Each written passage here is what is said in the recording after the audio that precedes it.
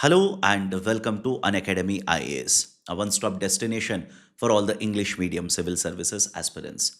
Welcome to another session of economy this week, wherein we are going to take up the economy related articles from different newspapers and analyze them. In today's video, this is the list of the articles I'm going to cover, and the time period I'm going to cover will be from 9th October to 15th October 2025. Now, before I start with the first article, if you're liking this initiative, do not forget to hit the like button. And if you are yet to join our YouTube channel, kindly do it right now. Let me begin the discussion. The first very important article is associated with the power sector reforms proposed by the union government. Now, what are the important basic points? Let's understand that first. Whenever you talk about the power sector, there are essentially three very important activities. One is the generation of electricity. Second one is the transmission of electricity. And the third one is the distribution of electricity. Now, in the context of generation and transmission, the role is there for both center as well as the state governments. In fact, the private sector is also present. A lot of the companies are present who are producing electricity in India, that is private sector companies. But majority of the functions in case of generation and transmission is handled by the union government or the central government. Now, when you talk about the distribution, this is done through the distribution companies, in short, DISCOM. And the distribution companies or the distribution activity is mainly done by the state government. This is point number one. Point number two, at multiple points of time, the union government has raised a concern regarding what is the revenue potential, or let's say the financial stability of these particular companies, that is distribution companies. Historically, we have seen that the distribution companies have incurred huge amount of losses. Even today, the government of India simply says more than $6 billion worth of money is owed by the distribution companies to the production or the generation companies. So concern is regarding the revenues or the losses that are incurred by the distribution companies. That is point number two. Has the government of India implemented any reforms in the past? I'll give you one example. The government of India last decade implemented a reform by the name of Ujjwal Discom Assurance Yojana. And the focus of Ujjwal Discom Assurance Yojana was to basically address the losses or the financial issues faced by the distribution companies. Despite this, and after which the government implemented RDSS. So despite multiple reforms being implemented, even today we see that the distribution companies are not in good financial health. They owe money to the generation companies, and a lot of them are simply incurring losses. This is point number two. Point number three, there is also concern associated with the tariff, or at what rates or at what charges the electricity is supplied to the consumers.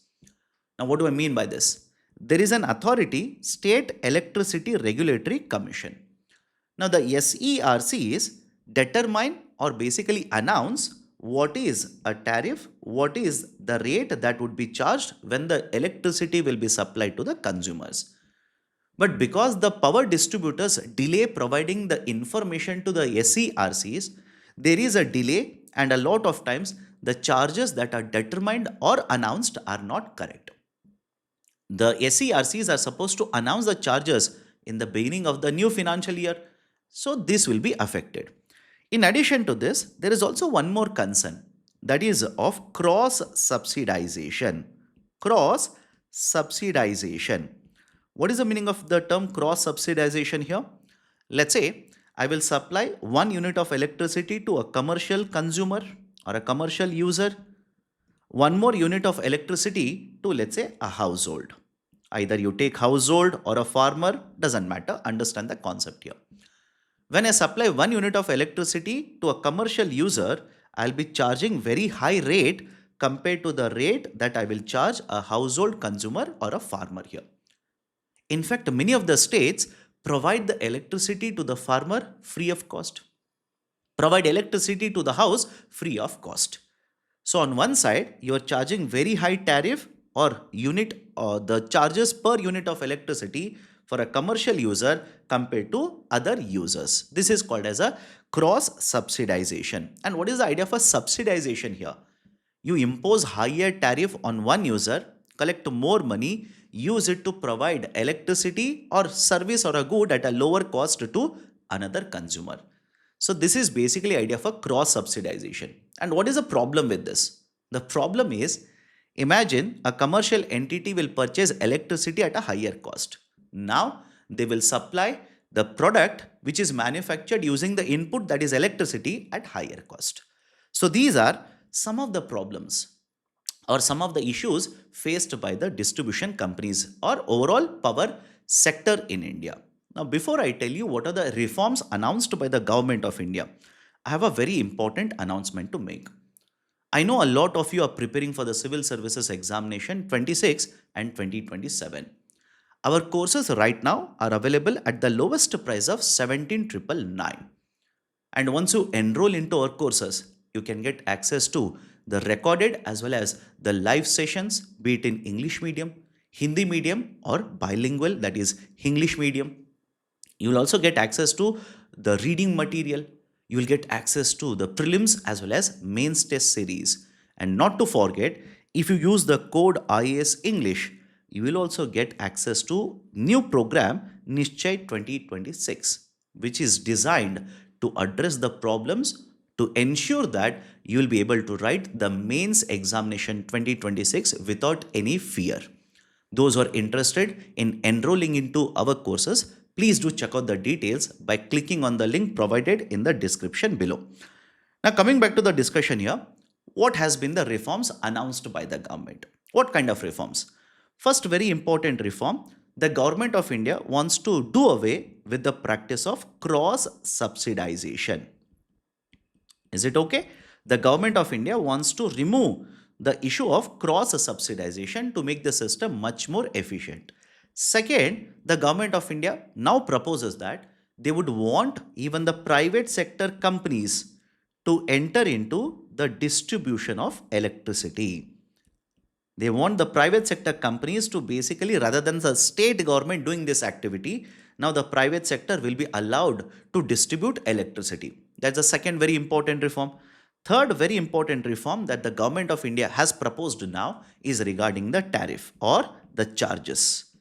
The government now simply says, if there is a problem associated with, let's say, the distributors providing information regarding the charges per unit of electricity to the SERCs, now let the SERC in the beginning of the new financial year determine the tariff.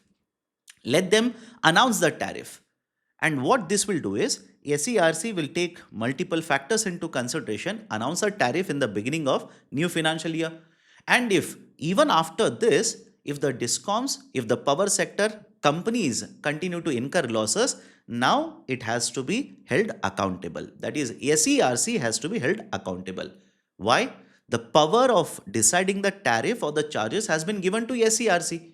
So that is the precise reason the central government has proposed this particular reform to improve the financial position of the power sector companies, especially the distribution companies. Now, based on this particular discussion, let's solve an MCQ. Please have a look at the question. Those who want to solve the question on their own, hit the pause button, solve the question, and then listen to the solution. If you do not want to do that, no need to hit the pause. Let's continue. Consider the following statements. The non-fossil energy or non-fossil fuel energy capacity in India has crossed 250 gigawatts. The central government is responsible for all the power distribution in India. The power tariffs are decided by the central government. How many of the above statements are true? The non-fossil fuel energy capacity in India has crossed 250 gigawatts. Yes, this is true. Very recently, the government of India has announced it. In fact, the government of India has a target of having 500 gigawatts of renewable or non-fossil fuel based energy capacity by 2030. Right, so first statement, correct. The central government is responsible for all the power distribution in India. Incorrect, majorly done by the state governments. The power tariffs are decided by the central government. No, this is also incorrect. The tariffs, whenever it is at the state level, is decided by the SERC. So first statement is correct. Right option for the question will be option A. Only one of the statements is correct. Next article. The government of India or Prime Minister very recently has announced PMDDKY and PSRM. What is the meaning of this? Let's start. PMDDKY basically stands for Pradhan Mantri Dhan Dhanya Krishi Yojana. Dhan Dhanya Krishi Yojana. This is PMDDKY, and after this I'll keep on using only the short form DDKY. And the second one is the PSRM, which stands for Pulses Self-Reliance Mission. Pulses Self-Reliance Mission. Let's understand both of these particular announcements that has been done by the government of India. Starting with the second one, that is the Pulse Self-Reliance Mission. In case of India, please understand, every individual, that is per capita, based on the scientific recommendations, we are supposed to have a consumption of around 85 grams of protein per day.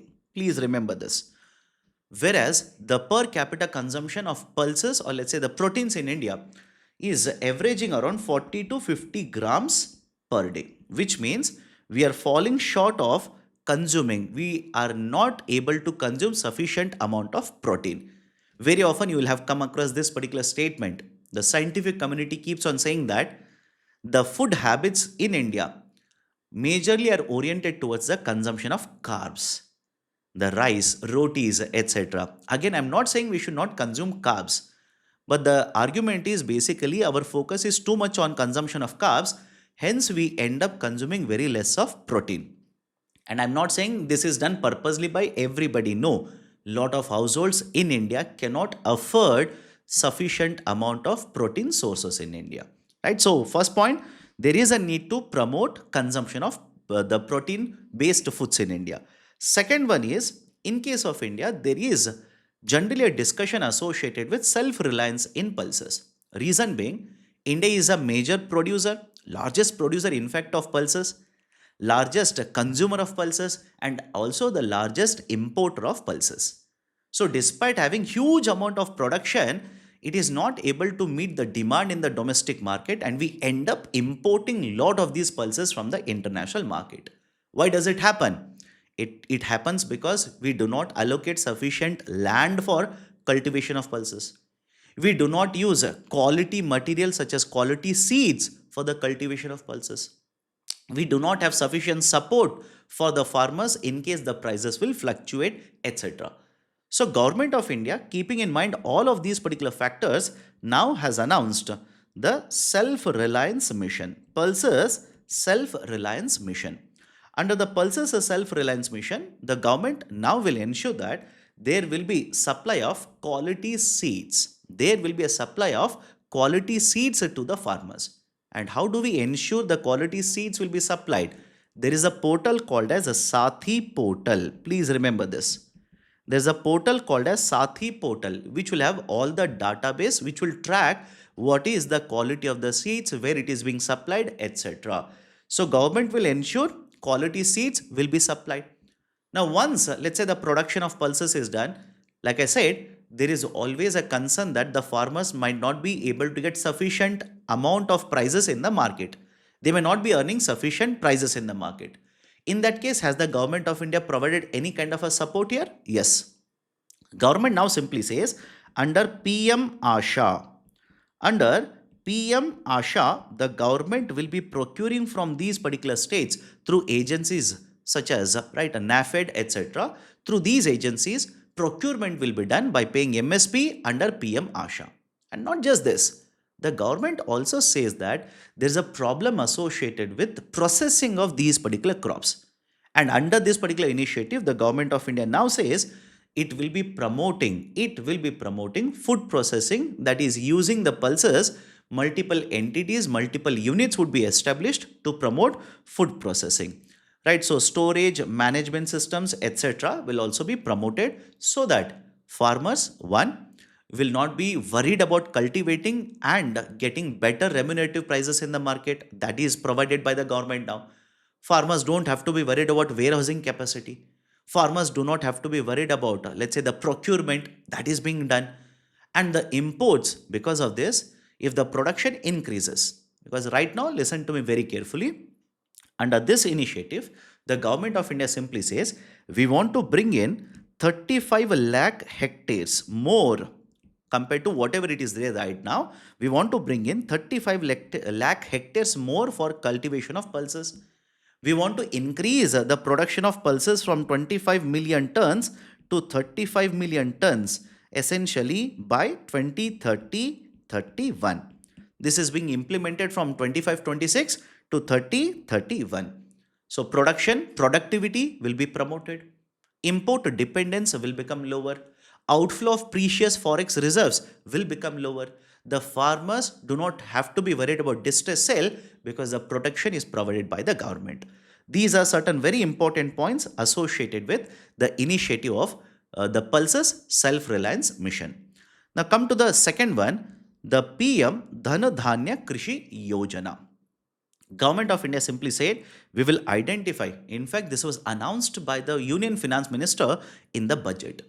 Argument of the government of India is that we will identify 100 low productivity districts. And when I say low productivity districts, these districts on an average have lesser productivity compared to the national average. So they'll be identifying 100 districts with very low productivity, and the government will be implementing multiple measures. For example, providing let's say irrigation, providing other type of services such as easy access to credit, etc. And they will ensure that the productivity in these 100 districts will be improved. And as such, listen to me carefully. The government has allocated around 11,000 odd crore rupees for the PSRM, and for DDKY it has allocated around 24,000 crore rupees. But when I say 24,000 crore rupees, it is not a new allocation. It is not an additional allocation of the funds. The government of India simply says already there are multiple schemes associated with agriculture where the funds have been allocated for irrigation, for promoting the access to credit, etc. We will be pooling these particular resources, converging these particular initiatives. So this is one more initiative of Government of India to promote the agriculture sector. Now based on this, let's solve an MCQ here. Consider the following statements regarding the Pulses Self-Reliance Mission. It will be implemented till 2047, incorrect, till 30 and 31. One of the objectives is to reduce the distress sales. Yes. How? The government of India has announced procurement will happen under PM Asha. Third one, it aims to strengthen the post-harvest value chain. Of course, yes. By what? Promoting warehousing, promoting processing industries, etc. So second and third statements are true. Right option for the question will be two of the above statements are correct. Let me go forward now. Next article.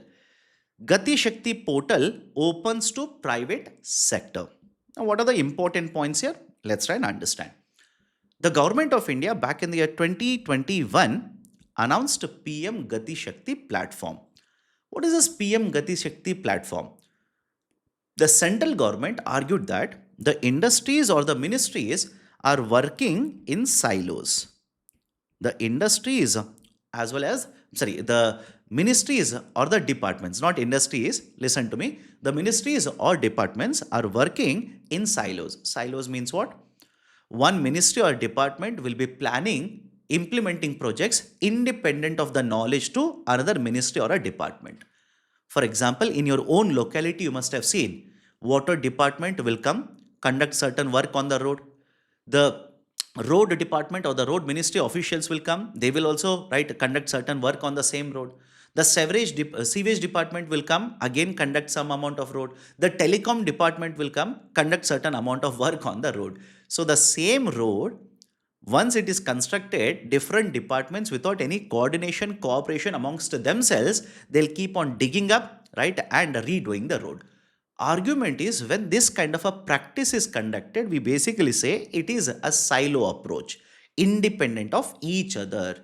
independent of another department, the work is being done. No cooperation, no coordination whatsoever between them. And the problem is very simple. When the ministries or the departments do this, there will be wastage of resources. The output or the infrastructure that will be provided at the end of the day will not be superior, it will be very inferior. So Government of India back in the year 2021 announced a platform called as PM Gati Shakti. What was the logic under that? Initially 16 ministries were brought under this. Today it is more than 50 ministries and departments. So 16 ministries were brought under this, and whenever a project has to be implemented, there will be a coordination and cooperation between all of them. In simple terms, these projects will be proposed, put forward under the PM Gati Shakti platform, and right, the other ministries or the departments will also plan according to that their own projects, so that there will be a better cooperation and coordination within these particular departments and ministries. The platform was set up back in the year 2021 essentially by DPIIT, Department for Promotion of Industries and Internal Trade, that functions under Ministry of Commerce, by the way. Now, when this particular platform was set up, like I said, the coverage of ministries and departments has increased. A lot of these particular projects are being planned, implemented through the Gati Shakti platform now. But there has been one concern. The concern has been that the private sector doesn't have access to the platform. If the private sector is given access to the platform, private sector can also plan according to the projects, etc. They can also plan better investments, etc. So there was a debate or there was a discussion. And last year itself, the Government of India announced that yes, we are going to provide the access to the private sector. But there was one concern. What if I allow the access to private sector? Sensitive information that is present in the platform will become accessible to the private sector. This is a sensitive information, should not be given or should not be available to the private sector. That is the reason, despite its announcement, the accessibility to the private sector was delayed. Now Government of India finally says we will provide the access to the Gati Shakti portal even to the private sector. Right, this is one. Second very important point, there is also PM Gati Shakti offshore now. PM Gati Shakti offshore. Right, what is this PM Gati Shakti offshore? There are a lot of these particular offshore wind energy projects, right, or other types of infrastructure projects which are proposed by various ministries, various departments under the government. Now, even to this particular projects or the proposals which are being put forward, which are being planned, etc., the information accessibility will be provided to the private sector. Again, the logic is very simple. By getting access to this particular platform, of course, no sensitive information will be accessible to them. They will be able to plan better and implement the projects in a better way. So these are certain very important points associated with the PM Gati Shakti. Now, based on this, let's have a look at one more MCQ. Consider the following statements regarding PM Gati Shakti. It was launched in 2025. Incorrect. Launched in 2021. In fact, it has completed 4 years now. It is managed by the Ministry of Finance. No, this is incorrect. DPIIT. I've already told you this. The private sector is allowed access to the portal. Now it is true. Until recently, this was not true. Now this statement is correct. So the third statement is correct. Right option for the question will be option A. Only one of the statements are correct. Let me go forward now. Railways, for the first time ever, I repeat, for the first time ever, has announced door-to-door freight services, or in simple terms, parcel services.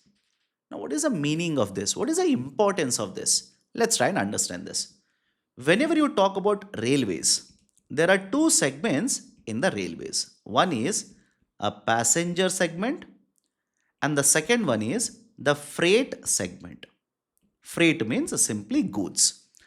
Passenger segment, transporting individuals such as you and me. Freight segment basically means transporting of the goods.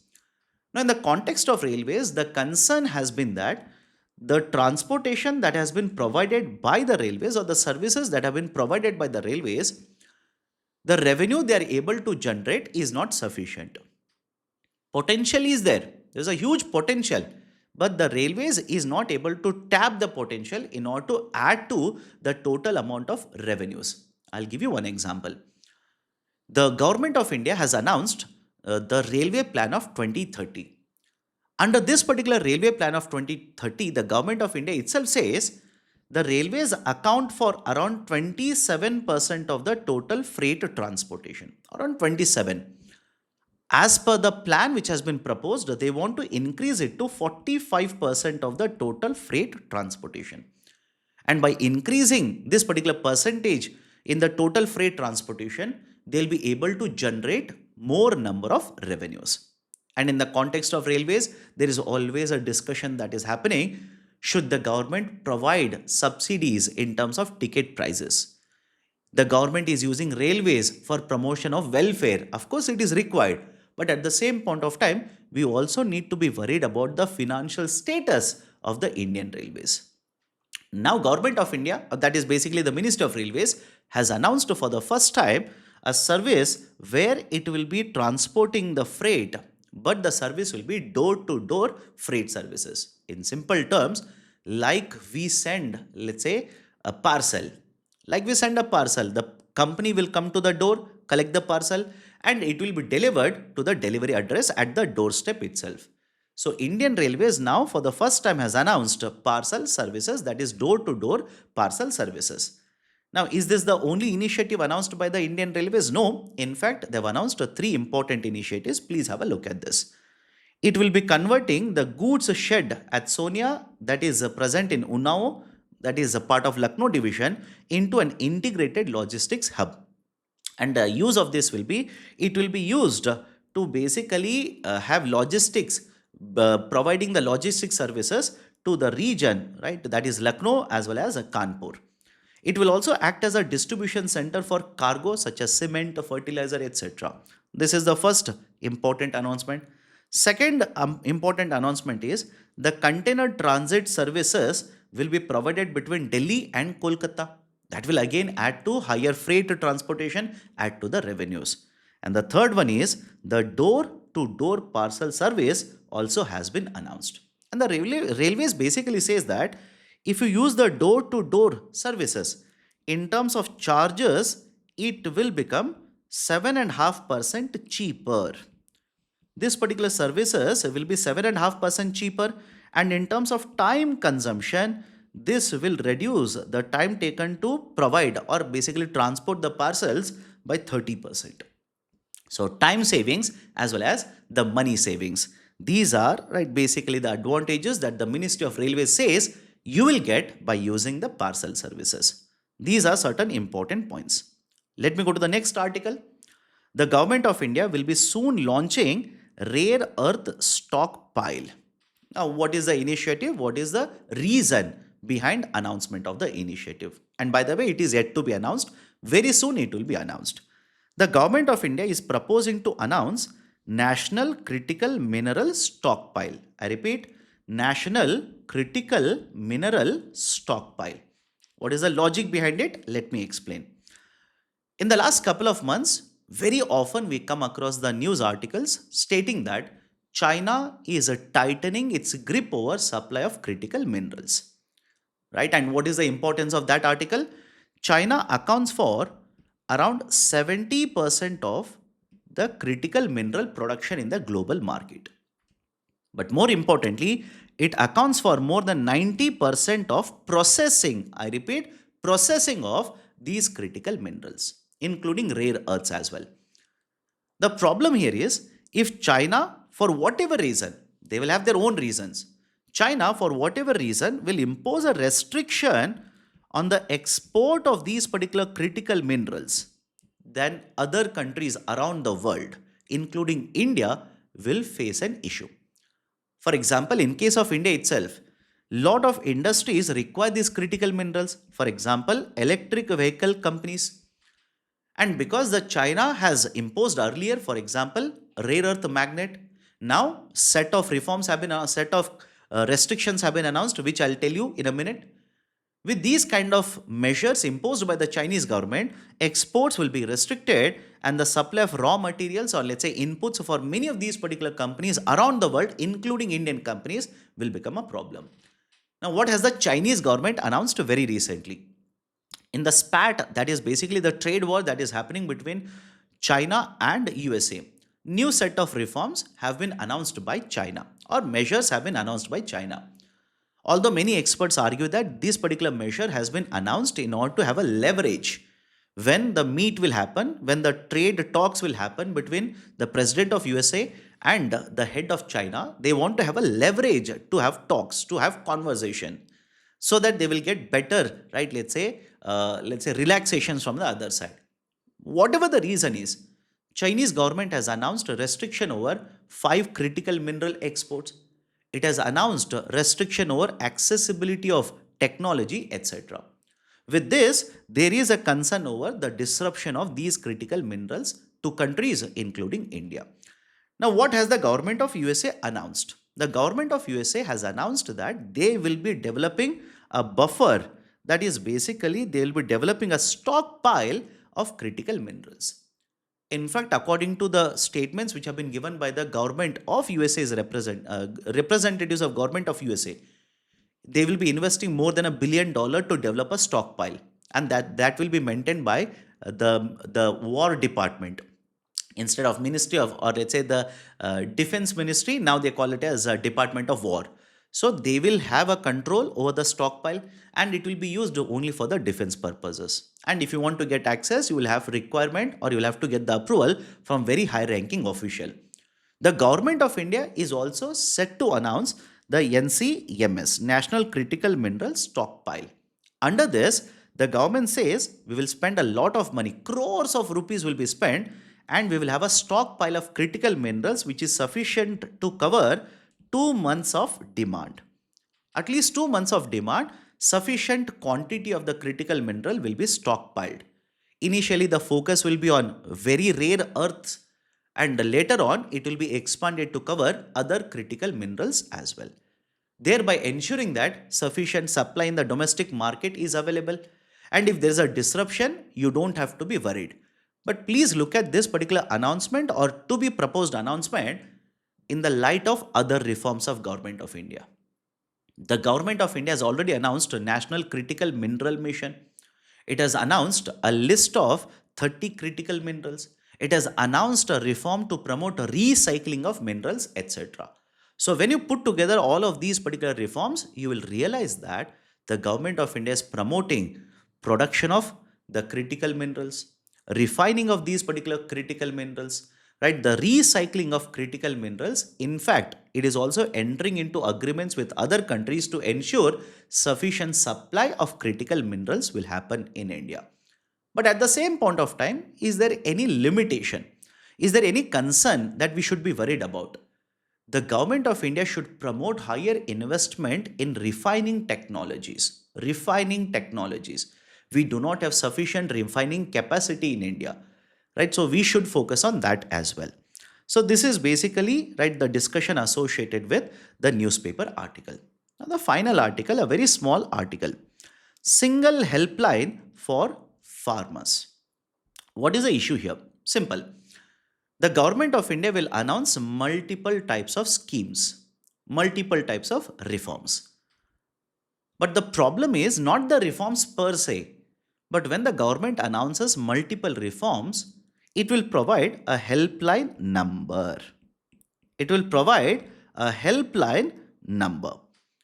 The problem is that for individual schemes or for multiple schemes, there is a different helpline number.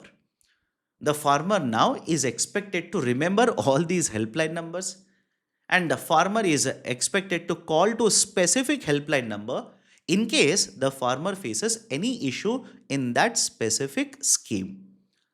Now, this will make the whole system very complicated.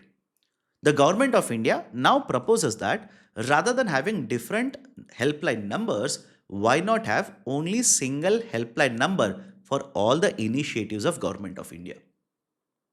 What it will do is it will make the whole process much more easier to implement. It will not also burden the farmer. because unlike current situation, the farmer doesn't have to remember multiple helpline numbers. Only one helpline number is more than sufficient. And with this kind of a process, there is a challenge as well. What's a challenge? Now, the government of India needs to ensure that the people from the back end who are going to provide, who are going to answer these particular calls, etc., will be aware, will be having sufficient knowledge to address the problems raised or the concerns raised by the farmers when they call up the helpline. Right, so this will provide an opportunity or it will promote ease for the farmers, no doubt, but at the same point of time it will also become a challenge. It is also a challenge for the government to ensure efficient implementation will be done of this particular new system. Right, so these are certain very important points associated with this particular proposal.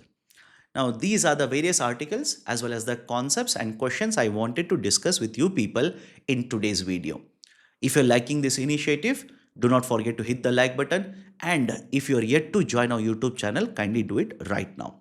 But before I wind up the session, I know a lot of you will be thinking, sir, where do I get the PDF? Where do I get the PPT that you are using in the session? And in addition to this, please listen to me carefully now. I'm also providing notes. Notes in the sense, whatever topics I've discussed in the session, the notes on these particular topics is provided separately. So if you can download the PPT as well as the notes, your current affairs preparation is covered. So what you are supposed to do, go to the description part of the video. There will be a link provided. Indian Economy Repository link. Click on the link, you will be taken to a Google Doc page or Google Sheet page.